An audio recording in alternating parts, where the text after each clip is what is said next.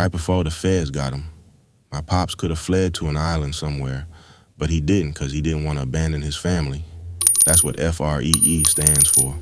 Family really equals everything. There is a place in the state of Georgia where no criminal ever wants to go.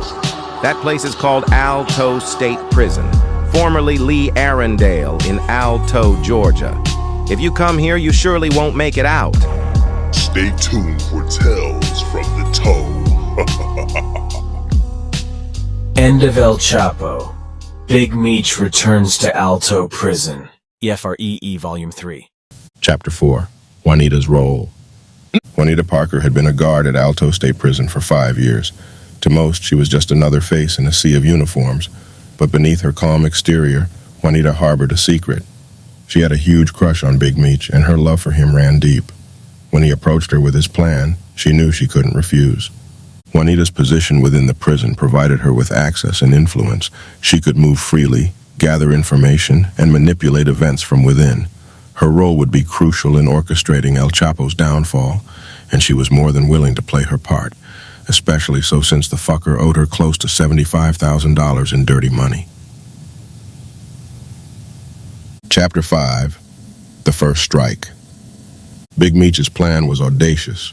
He knew that direct confrontation with El Chapo would be suicide, being that the cartel leader had 2 of the biggest Mexicans in BMF guarding his cell door at all times. Instead, he devised a strategy to undermine El Chapo's power from within, sowing discord and turning his allies against him. Juanita's first task was to disrupt the flow of contraband within the prison. By intercepting shipments and rerouting them, she could create shortages and fuel suspicion among El Chapo's inner circle.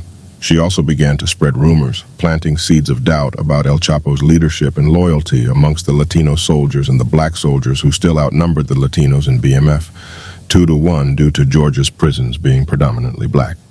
As tensions rose, Juanita's role became even more crucial as the conflict escalated.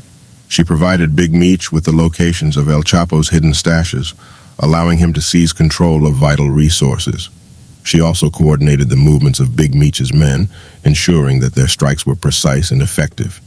El Chapo's paranoia grew. He began to suspect everyone around him, even his most trusted lieutenants. The once unbreakable bonds of loyalty were now frayed and fragile. Big Meech capitalized on this, orchestrating a series of events that made El Chapo believe that his own men were plotting against him. The turning point came when Juanita managed to intercept a shipment of drugs destined for El Chapo's distribution network. The loss was a significant blow to El Chapo's operations, and it further fueled the distrust among his inner circle. Big Meech seized the opportunity to initiate the second and final strike, which would be a decisive blow. Big Meech's influence began to grow. He reached out to disgruntled inmates, offering them future protection and a share of the spoils if they joined his cause. Slowly but surely, the balance of power within Alto State Prison began to silently shift. Chapter 6. The Second Strike. El Chapo was not blind to the changing tides. He sensed the unrest among his men and the increasing boldness of his enemies.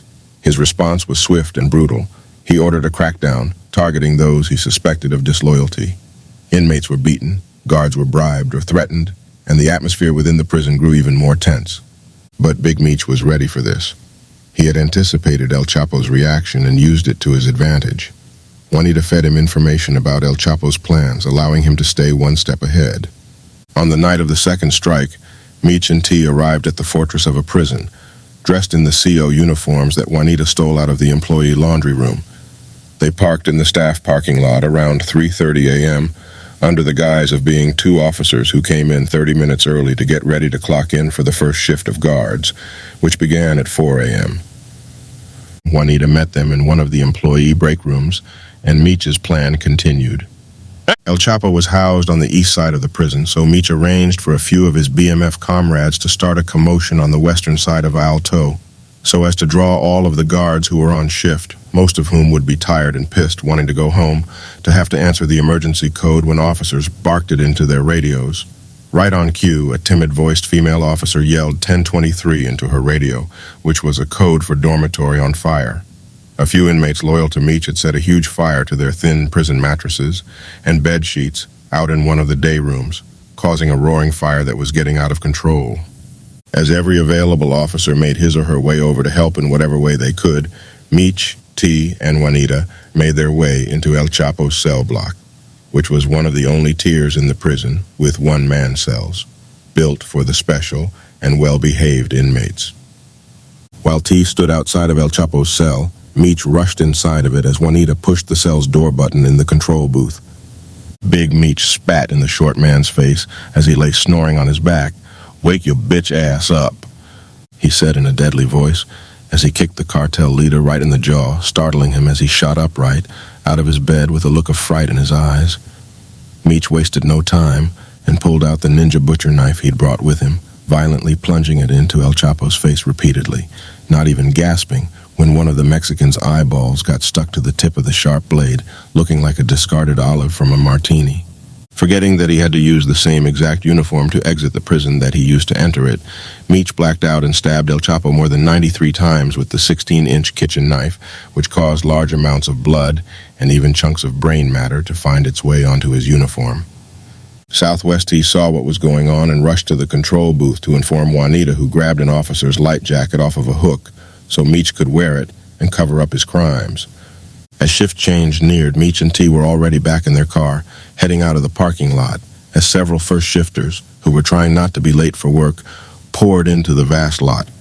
Juanita stayed behind to assess the damage, having prior volunteered to work a double shift that day.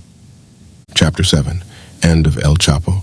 When an unsuspecting rookie CO made his rounds on El Chapo's tier, he discovered the gruesomely murdered leader's chopped-up body, slumped near the tiny toilet in his cell, and called the code immediately.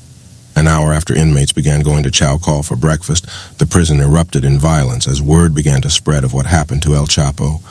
Factions clashed in the yard, and the guards struggled to maintain control. Amidst the chaos, Big Meech's power continued to grow, while El Chapo's empire came to an end. With El Chapo out of the way, Big Meech emerged as the undisputed leader of BMF again. The power struggle had been bloody and costly, but it had solidified his control over the criminal empire that he and his little brother Southwest T launched a long time ago. He wasted no time in consolidating his power, ensuring that his allies were rewarded and his enemies neutralized. Juanita, having played a crucial role in the victory, was offered a position of influence within Big Meech's organization. She accepted, knowing that her life would never be the same. The prison, once a battleground, was now firmly under Big Meech's control. The world outside Alto State Prison remained largely unaware of the epic power struggle that had taken place within its walls. But for those who had lived through it, the events were unforgettable. Big Meech's return to power had reshaped the criminal landscape, and his influence extended far beyond the prison gates. El Chapo, once a formidable kingpin, was now just another memory in the minds of the few Latinos left in Alto that were loyal to him. His disgusting death was a testament to the ruthless nature of the underworld, where power was constantly in flux, and only the strongest survived.